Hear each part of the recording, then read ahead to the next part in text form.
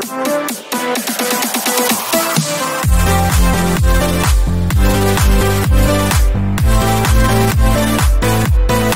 back sa ating channel mga kaibigan. There you have it mga kapatid. Pedro Taduran panalo na naman mga kaibigan sa kanilang rematch ni Jinjiro Sigioka mga kaibigan.